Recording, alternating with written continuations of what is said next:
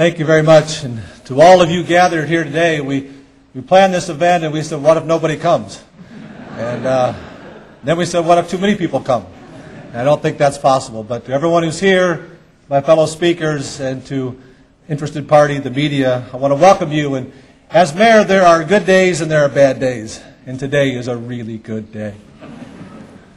Like many of you, I grew up in Canton. Life revolved around the shop. Everything that we did revolved around working there, our friends, our relatives. Most of the jobs in town were supported by the shop. Our lives were regulated by the whistle. It told us when to get up and when to have lunch. Our moms told us to come home when the whistle blew.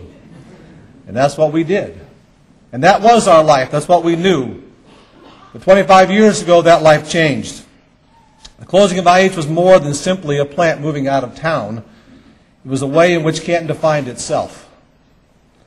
That closure forced us all to think differently about how we were going to work and where we were going to live, and to know that our community would never be the same. We have many people who moved out of town, businesses closed, and city government almost went bankrupt. Don Edwards was mayor then, and he saw us through the toughest time of this city's history. And I'm proud to have Mayor Edwards with us today to look and see what we're doing from that moment 25 years ago. And Mayor, thank you for being here today.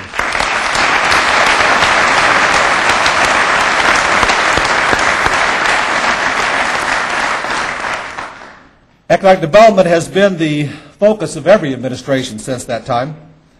We had a few rays of hope in the 80s and the 90s, but nothing lasted. And when the fire happened in 97, it sort of let us all know that we were going to have to start over.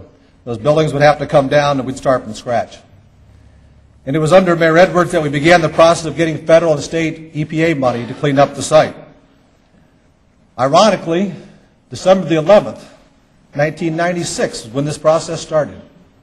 12 years ago today, when Clark Wilson, and Clark is with us today as well, and when Clark went down and first saw about a brownfield, and it's kind of ironic as well that today is Clark's birthday.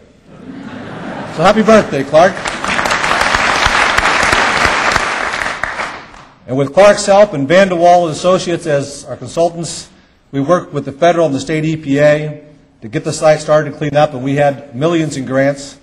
And a gentleman by the name of Stavros Emanuel from the federal EPA was really the guy that got us started off, and he has been a tremendous friend to Canton. Cleanup continued on the site, and the remaining buildings were torn down in 2004. There was an announcement that a theater was going to be built there, but it never happened. And then we announced that we were going to have a restaurant there, and that never happened either. But that didn't stop us from pursuing development at the site. And Spooner Partnership for Economic Development and Mark Rother at his office marketed that site extensively, and we had several people come in. We were close a few times. We thought we were going to land some business. It never happened. We have 7.5 acres ready for development. We had the land. We had a plan. We needed a buyer. Sometimes help comes in the most unexpected ways, though. Just before I became mayor, Keith Jones, the pastor of this church, and several other pastors called me for a meeting here in this building in the basement. And they said, Kevin, we as a ministerial association have been praying that something would happen across the street. And we've been praying that economic development would happen in Canton as a group. And I sat there and I scratched my head and I thought, I'm not exactly sure what I can tell you or what I can offer you because I didn't have anything on the drawing board at the time. And we talked about what we might do, and they talked about the fact that they had walked around the site on a regular basis, and they would stop on each corner, and they would pray on each corner that something would happen on that site. And this was in April of this year that meeting took place. And I left that meeting just scratching my head and wondering what we were going to do, because what we do over there has a tremendous impact on our community. And I think today of what we were going to announce. And what does that mean for Canton? It means jobs, which we all need. And in this economy, when people are losing their jobs, Canton is getting jobs. But for 25 years, we have been bypassed, not only by a 4-lane highway, but we've been bypassed by economic development and growth as the rest of the nation has prospered. And now it's ironic that we are prospering while the nation is going the other way. I think about the people who have talked to me and they said, Kevin, I'd love to have my children or my grandchildren stay home in Canton and be able to work, but there are no jobs for them here. They have to leave. And I understand, because I have 3 daughters who have to leave to go someplace else to get work. And now we'll be able to say to our children, we have an opportunity for you. And what this does for us also is be able to say that not only do we have what's going to be close to 300 jobs at this site, but the spin-off work. The economists tell us for every job you create 3 more in the economy locally.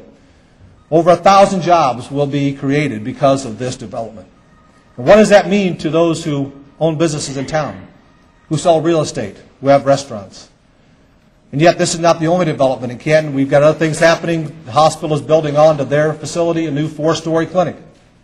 We've got a new Maid-Rite being built on 5th Avenue. We've got White Oaks building a new place for them on downtown. We've got a number of things. Crawford's expansion. I hate to start naming people because I'll leave somebody out. But a number of things are happening in Canton.